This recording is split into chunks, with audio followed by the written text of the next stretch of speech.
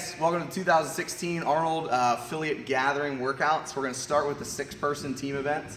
We're going to kind of run through them one by one, super quick, not craziness with motions, things like that, guys. Again, every year is relatively simple, and we'll deal with movement standards specifically day of the event. So event 1 and 2 are going to be mashed together. The way this works is pretty simple, guys. The men are going to start on the rower. They're going to be rowing for max calories. The women are going to start on their barbell. They're going to be trying to establish a 1-rep max power clean, right? It's going to go on for 8 minutes. So it's as many calories as the men can row in 8 minutes, and that's 8 minutes to establish a power clean weight for the women. At the 8-minute mark, they switch. There's no transition time. So the ladies will hop on the rower and do their calories, and the men will hop on the barbell and do their power cleans. Pretty straightforward, pretty simple. Your score for event 1 is going to be your team's total calories. Your score for event 2 is going to be your team's total cumulative weight. So that's all 6 lifts put together for 1.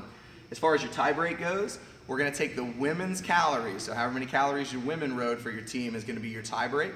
And for event 2, it's going to be the men's weight. So keep that in mind as you guys are trying to figure out strategy on how you're moving through some stuff, right? So real quick, let's just talk. This is a rower. You guys are going to get on, you're going to row. You can set the damper to whatever you want. You can have one athlete starting on the rower at 3, 2, 1, go. None of that matters. You can rotate on and off the rower as much as you want. There's no stipulations on everybody having to row, none of that stuff. So however you want to organize that and run that so that you guys get as many calories as possible. The only stipulation on that is as you're changing on and off, there's only one person allowed to touch the rower at a time. So as one person's getting off, you can't do that weird cheap shit where somebody's pulling on the oar while people are transitioning. Pull your legs out, get out real fast, next person gets in, starts to pull. Pretty straightforward on that. We will not reset the calories, it'll count up, so once we hit 8 minutes, it'll stay right where it's at. We'll mark down your men's score. They'll start moving through for the ladies. We'll take that, their total, subtract by men's score. That's how we're getting your women's ones. Power clean, pretty straightforward, guys. The barbell will start empty. Every time you add weight, you do have to collar it. So it's gonna be a no rep if there's no collars or if you're missing a collar on one side of it.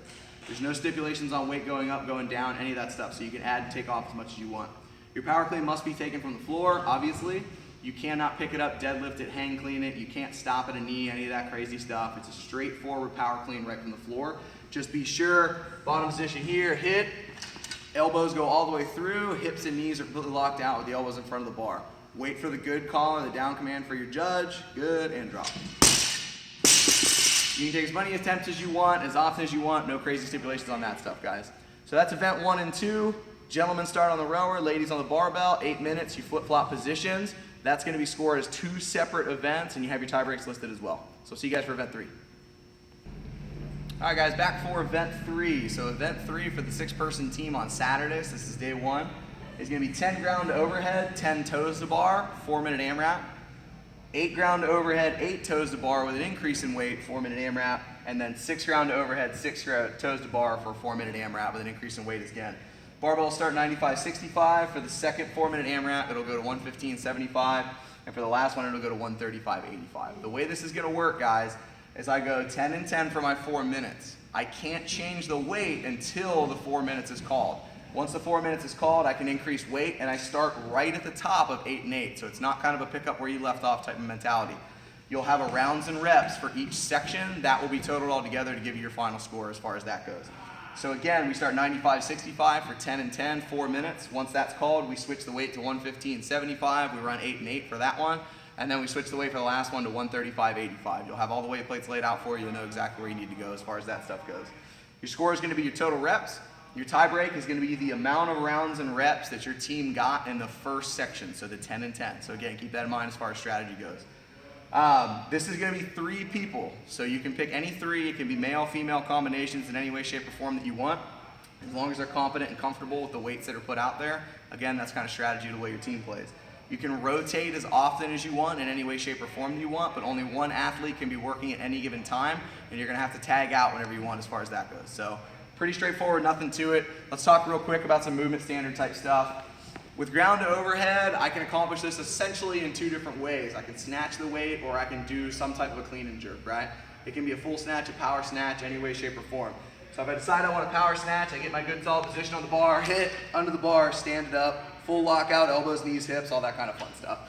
If I want to squat snatch that, I can squat snatch it. I'm not in the mood to demo that, but keep that in mind.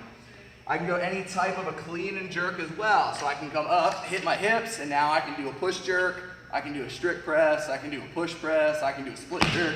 whatever the heck I want to get that overhead. Just make sure when you finish that motion, your feet are back underneath you, everything's locked out over top, wait for a good command before you move on to the next one. So that's basically your ground to overhead, pretty simple. Toes to bar, standard toes to bar. I'm gonna be in a dead hang position. My feet are gonna have to start and clear the plane of the rig every single time, and then both feet are gonna have to touch the rig at the same time in between my hands, no going outside of it. I'm not worried about your grip in any way, shape, or form. That would be a no rep. That would be a no rep. Pretty straightforward, pretty simple, guys. So you got a little 12 minutes straight through, no transition time on those. It's gonna roll 4 minutes to 4 minutes to 4 minutes. That's gonna be 3 of your athletes, broken up however you want to. All right, guys, so we're back for event 4. So event 4 is gonna take place with the 3 athletes that did not compete in event 3. So whoever competed in event 3 cannot participate in event 4. So you can't have somebody double overlap. All 6 athletes will be spread between events 3 and events 4, okay?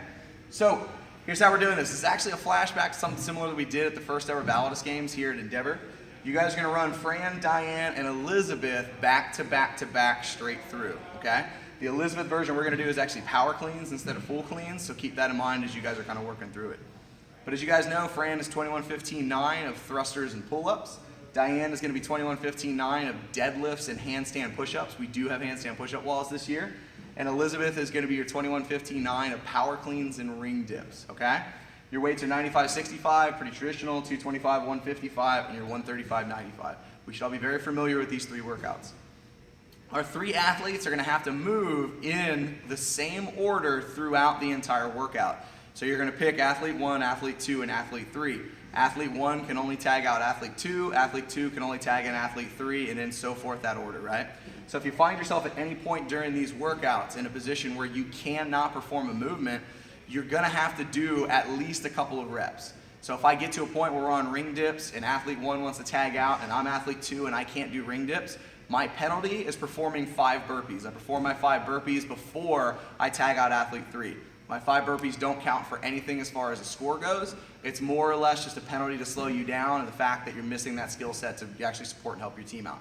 So keep that in mind. We go athlete 1, athlete 2, athlete 3, athlete 1, athlete 2, athlete 3. There's no time limit on how long each athlete can work each position, but you will have to physically tag the next person, and again, you have to stay in that order. If you can't perform a movement, you get your 5 burpee penalty, and then you can tag out your next buddy and they can pick up where they left off, okay? Your score is gonna be your time. There's gonna be a strict 12-minute cap on this workout. We tested it yesterday at around 9 minutes, super easy. And your tie break is going to be Fran, so the time it takes your team to perform that first 21-15-9 of full thrusters and pull-ups, okay? So let's talk movement standards, pretty straightforward and simple. First thing for Fran, we're talking thrusters. You can take your first one from the floor and perform a full clean thruster. There's absolutely no problem with that. I'm gonna go through an entire squat, come myself all the way up to the top, full lockout overhead, elbows locked out, hips locked out, knees locked out. On squats, we know the drill, hip crease below knee, all that kind of fun stuff. So I take my first one from the floor, hit, all the way down, all the way up, hips are locked out, everything's locked out, come back to the front rack position, full squat, drive all the way up. If you're shallow of your squat here, that's not gonna count. If you go all the way through your squat, but you stop here before doing your head through the hole and locking your elbows, that's not gonna count. Pretty straightforward and simple. Awesome thrusters, right? Pull-ups, I can do basic kipping, I can do dead hang, I can do butterfly, any variation thereof. I've got to show full lockout at the bottom, chin over top. So I can go dead hang, I can go basic kip, or I can go butterfly. Okay, as long as the chin gets up over top, good to go. Once we finish that, we're gonna change weights. On this one, different than event 3, you can start changing the weights a little bit earlier. So if you have a gentleman on the bar or on this bar and the ladies bar needs changed out, we're gonna change the ladies bar out. If you decide to go men, women on these, that's kind of makes your life a little bit easier as well, because you're only gonna have to trade out 1 bar. So think that stuff in mind. Deadlifts, pretty straight, simple, and forward, guys. All we care about is that your hands are outside of your legs. No sumo style deadlifts, okay? Hands outside of legs, full lockout at the top, hips, knees, shoulders behind the bar. Super simple. Going for 21 reps, no bouncing. If we see your elbows bent on the way down, you're accelerating the barbell, you're bouncing. We're gonna head over, we're gonna do handstand push-ups. Drive myself up. I'm going all the way to the floor, touching the ground. We will be on gymnastics mat, so this will be perfectly fine. We'll have a little area taped out for you, you'll get it. I can do a strict handstand push-up going all the way to lockout, keeping the heels touching on the wall, or I can do a variation of any kipping. At the top position, heels need to be on the wall, elbows need to be locked, head through the hole. Pretty standard. Last but certainly not least,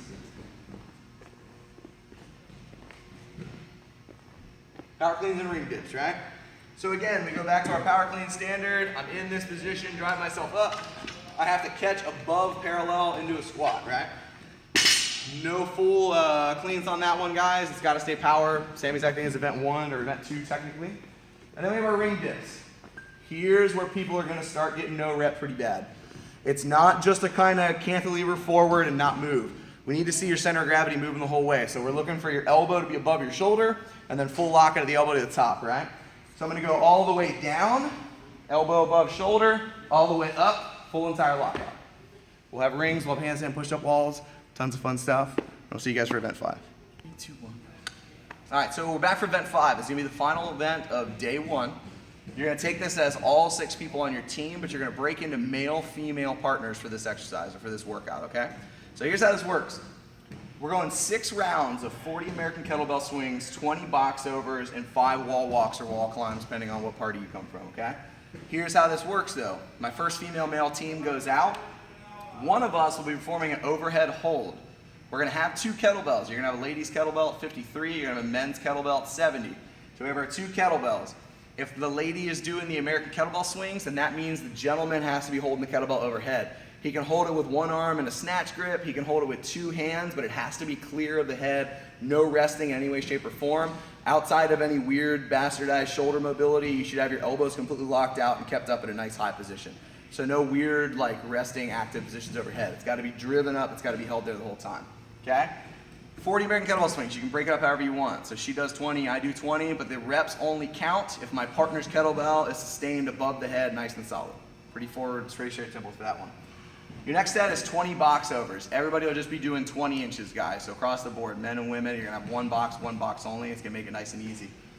Those only count with both feet touching the top of the box. So you can jump, you can step up, you can do the weird bunny hoppy type stuff. I don't care. But both feet have to touch the top of the box and then end up on the other side of the box as it goes. So no crossing off the outside planes of it. During those box overs, your partner will have to be in an L-sit position. We'll have weight plates stacked up for them. If their feet touch the floor or if their feet do anything or they fall forward, any reps during that aren't going to count. So they've got to be in a good position with their feet off the floor, elbows locked out, good solid spot for any of these reps to count. Our judges will be working together to make sure that stays that way. Last but certainly not least is going to be your 5 wall walks, while the other person is just doing a really basic bar hang, guys. Pretty simple, pretty straightforward on that one, and keep everything nice and close. You're going to run this entire thing 6 times. So your first male-female partner are going to run 40-25, then your next pair goes 40-25, your next pair goes 40-25. On the way back, you're going to go back up. So then you'll go 5-20-40, pair number 2 will go 5-20-40, pair number 3 will go 5-20-40. Make sense? So you go down for the first round each group, and then up for the second round each group. The male-female partners have to stay the same for both sets of these, so you can't flip-flop after that first initial shot. And other than that, it's just for time. We're going to go score for time. Your tie break is going to be your first round, so you might want to put your fastest people out there first. And then your time cap is going to be 17 minutes. We tested this one around 8, so this should be pretty solid with a lot of people. Let's talk a little bit about the movement standards and things like that. We're just going to head over to the wall here.